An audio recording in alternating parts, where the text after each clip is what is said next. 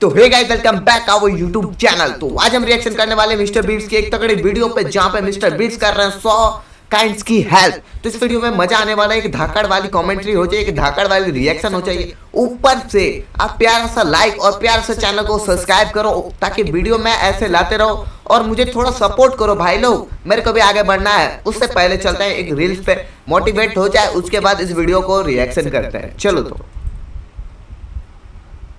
किसी चीज को साइड करना बहादुरी नहीं है, उसे बता के कि तुमको साइड करना है, साइड करना ये बहादुरी है। कि भाई देखो, तुम कदियर के बीच में आओगे तो हम डिस्टर्ब कर देंगे, लक्ष्मण रेखा इसको क्रॉस मत करना, लंका लगा देंगे, उखाड़ देंगे। तो चलते हैं, उसके बाद मोटिवेट हो गया, पूरा खूब मोटिवेट हो गया। अब चलते हैं वीडियो पे रिएक्शन करते हैं। जितने भी पर्सन है, प्लीज भाई, प्लीज प्लीज प्लीज प्यारा से एक चैनल को सब्सक्राइब करो, वो मेरे को भी आगे बढ़ाओ। चलो तो हर साल 2 लाख से भी ज्यादा बच्चे मुस्कुराने की काबिलियत के बिना पैदा होते हैं, और उससे भी बुरा वो ठीक से सांस नहीं ले पाते। 99% लोग कुछ ऐसे पैदा होते हैं जो अपनी नाक के जरिए सांस लेने में पूरी तरह काबिल होते हैं, लेकिन बाकी 1% कुछ इस तरह दिखते हैं जिनके होंठ या तालू फटे होते हैं, जिससे बड़े होते हुए इन बच्चों की जिंदगी बेहद मुश्किल बन जाती है। और गरीब इलाकों में ऐसे कई लोगों के पास इलाज पाने का कोई रास्ता नहीं होता। मतलब इनमें से हजारों लोग सर्जरी का मौका मिले बिना ही बड़े हो जाते हैं, और फिर लोग इन्हें सताते हैं और ये अकेले पड़ जाते हैं। लेकिन एक ऐसी ऑर्गेनाइजेशन है जो पूरी दुनिया में अलग अलग कम्युनिटीज में बड़ा बदलाव ला रही है। ये है कैथी। 40 साल पहले मुझे और मेरे पति को फिलीपींस जाने के लिए कहा गया। हम एक के बाद एक कई इलाकों में गए और हमने देखा कि ऐसे 300 बच्चे हैं जिनके होंठ या तालू फटे हुए हैं। समझ नहीं आ रहा था क्या करें। कहा जो कर सकते हैं वो करते हैं, और हम बस 40 का इलाज कर पाए और बाकियों को वापस भेजना पड़ा। फिर हमने खुद से कहा ओके, हमें वापस जाना ही होगा। और यही शुरुआत थी ऑपरेशन स्माइल की, और 40 सालों में इन्होंने लगभग 4 लाख सर्जरीज में सफलता पाई है। और वो पेशेंट्स पूरी दुनिया में 36 अलग अलग देशों से थे। लेकिन यहाँ मेक्सिको में क्लेफ्ट केसेस की संख्या तेजी से बढ़ रही है, और अकेले इसे संभालना बहुत मुश्किल हो रहा है। उन्हें सच में हमारी मदद की जरूरत है। तो डैरेन और डैन प्लेन से प्लेब्ला मेक्सिको पहुँच गए, एक ऐसा शहर जिसका लैटिन हिस्ट्री और कल्चर काफी भाई बहुत बड़ी हेल्प करने वाला है। दुनिया में किसी भी ने भी नहीं किया जो मिस्टर बीट्स ने अभी कर रहे हैं। रिच है। उनके आते ही डैन को इस शानदार शहर को ऊपर से देखने का अनोखा मौका मिला। उसे सुबह कैथीड्रल बेल को रिंग करने के लिए बुलाया गया था।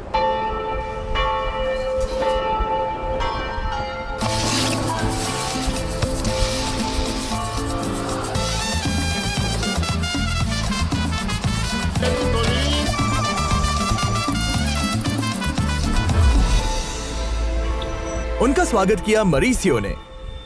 मैंने ऑपरेशन स्माइल शुरू किया था 11 साल पहले। नॉन प्रॉफिट्स में जिंदगी डेडिकेट करने की कई वजहों में से एक वजह है क्योंकि मेक्सिको में ऐसे लोगों की संख्या बहुत ज्यादा है जिन्हें असल में किसी भी सर्जरी का मौका मिलता है। मैं एक छोटी बच्ची से मिला था, और जब वो हमारे एक सर्जरी प्रोग्राम में आई थी तब उसकी आंख पर चोट लगी थी। वो अजीब तरह से बात करती थी, इसलिए उसे पत्थरों से मारा था। वो देख मेरा दिल टूट गया। ये क्लेफ्ट के कई परिणामों में से सिर्फ एक है। मैं हमेशा कहता हूँ हर पेशेंट के पीछे एक कहानी है और हर कहानी के पीछे एक इंसान है, और मैंने फैसला किया कि मैं मेरी जिंदगी मेक्सिको के क्लेफ्ट के लिए डेडिकेट करूंगा। हम एक छोटे बच्चे से मिले थे, और वैसे प्यारे बच्चे से मैं अपनी पूरी जिंदगी में कभी नहीं मिला, लेकिन उसका चेहरा बुरी तरह से बिगड़ा हुआ है, और ये बच्चा बहुत ही खूबसूरत और प्यारा है। पर ये जानकर दिल टूट जाता है कि बड़े होते हुए इसे लोगों की कितनी परेशानी सहनी होगी। सही बात है भाई। इस पेशेंट्स में से एक है इमैनुअल। 17 महीनों पहले इसका बच्चा बायलैटरल क्लेफ्ट पैलेट के साथ पैदा हुआ। ये हेरोनिमो का बेटा है, एक सिंगल फादर जो चियापस के देहाती पहाड़ों में रहते हैं। इन्हें इलाज का खर्चा बहुत भारी पड़ रहा है क्योंकि ये अपने बेटे को सहारा देने के लिए बहुत कम पैसे कमा पाते हैं। मतलब कि इनकी इकलौती उम्मीद है कि ये एक बस से 17 घंटों का सफर तय करके प्लेब्ला में जाएं और सर्जरी कराने में चुने जाने का मौका पाए। और अगर चुने नहीं गए तो अपने बेटे के लिए ये मौका पाने का हिरोनिमो का आखिरी चांस हो सकता है। इन प्रोग्राम्स में हम किसी भी तरफ देखेंगे तो हमें भीड़ ही भीड़ नजर आएगी। यहाँ सिर्फ 2 या 10 बच्चे नहीं हैं, यहाँ बच्चों और परिवारों की भीड़ होती है। हम इन परिवारों को छांटते हैं, हम उनके चेहरों को देखते हैं, पर अगर हम नीचे देखते हैं तो उनके पैरों में जूते नहीं दिखेंगे। वो अपने बच्चों के लिए कुछ भी करेंगे। मैं बस सोच ही सकता हूँ कि उन पेरेंट्स को कितना दर्द होता होगा कि उनके बच्चे को सर्जरी की सख्त जरूरत है, पर वो खुद उसे वो नहीं दे पा रहे हैं। और जब हमने देखा कि ये इन परिवारों के लिए कितना मुश्किल है, हमें मदद करनी ही थी, तो हमने 100 से भी ज्यादा सर्जरीज के लिए पैसे देने का फैसला किया। और अगले ही दिन परिवारों को छांटने के बाद पेशेंट सिलेक्शन का वक्त आ गया था। हेरोनिमो बहुत ज्यादा बेचैन था क्योंकि उसे यकीन नहीं था कि उसके बेटे का सिलेक्शन होगा। आज मेरे लिए बहुत ही इमोशनल दिन है। मेरे पीछे हैं वो सभी पेशेंट्स और हम सर्जरी की अनाउंसमेंट करने वाले हैं। अभी उन्हें बताया जाने वाला है कि उनकी जिंदगी बदलने वाली है या नहीं। Kimberly, Roxani Vázquez, Eric Caleb Cárdenas de Jesús. 97 patients पहले ही सिलेक्ट हो चुके थे और हेरोनिमो की उम्मीद टूट रही थी। और अब 99 नंबर के पेशेंट का वक्त था। उन्होंने कर दिखाया। देखो उनके चेहरे पर कितनी राहत है।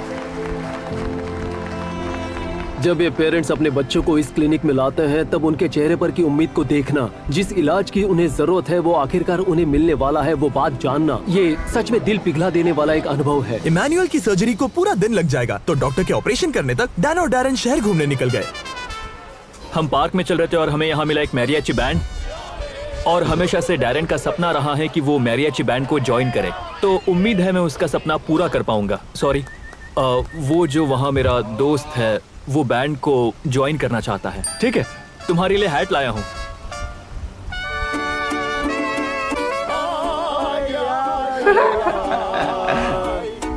क्या भाई क्या। लेकिन मिस्टर बीस्ट ने काफी बड़ी हेल्प की है, आप सोच सकते हो। तो मिस्टर बीट्स को सब लोग सपोर्ट करो, चाहे मेरे चैनल को सपोर्ट करो या ना करो, मिस्टर बीट्स की चैनल को जरूर सपोर्ट करो। शायद हमें ये बंद करना चाहिए, ये बहुत ही बुरा है। वो मेरी जिंदगी के शानदार अनुभवों में से एक था। इससे दिखता है कि डैरन की जिंदगी कितनी बोरिंग है।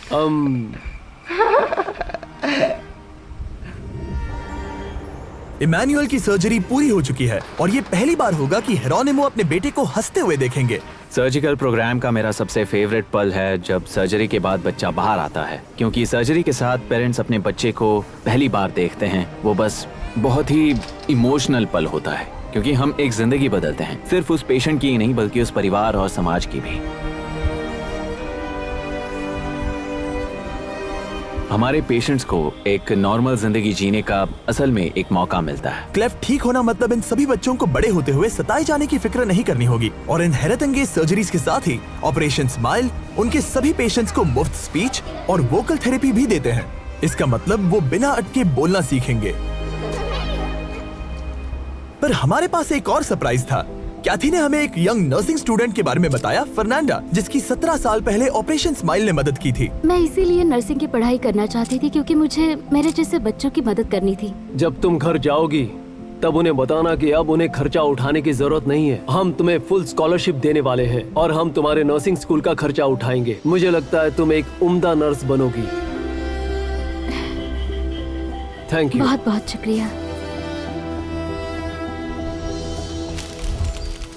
डैन जरा इधर आओ। हाँ, इस आदमी को देखो। अगर सब्सक्राइब नहीं करोगे तो ये अभी यहाँ पर रो पड़ेगा। वो सब्सक्राइब करेंगे तो जरूरत नहीं। ठीक है। हाँ, ऐसे ही खत्म कर दो। तो भाई जाओ और चैनल को सब्सक्राइब करो मिस्टर बीट्स की। काफी ज्यादा देखो भाई, दिल से बोल रहा है ना, मिस्टर बीट्स बहुत अच्छा काम कर रहे हैं, है ना। तो जितने भी पर्सन है ना, कृपया पहले बता दो मेरे को सब्सक्राइब करो या ना करो, जाओ और उसको सब्सक्राइब करो। क्योंकि देखो इस टाइप का काम कर रहे हैं तो बहुत बड़ी बात है ना। अगर इंडिया पे हो के अगर इस टाइप का काम करेंगे तो आप सोच सकते हो। तो सब्सक्राइब करो या मेरे को सब्सक्राइब करो। मैं आगे चल के इस टाइप का काम करना चाहता हूँ, तो चैनल मेरे को सपोर्ट करो। मैं भी इस टाइप का काम करूंगा, बहुत लोगों की हेल्प करने की कोशिश करूंगा जितना हो सके उतना। तो चैनल को सब्सक्राइब करो, वादा है आपसे। ठीक है गाइस, मिलते हैं नेक्स्ट वीडियो पे। इसी के साथ वीडियो को यहीं पे एंड करते हैं। Okay guys.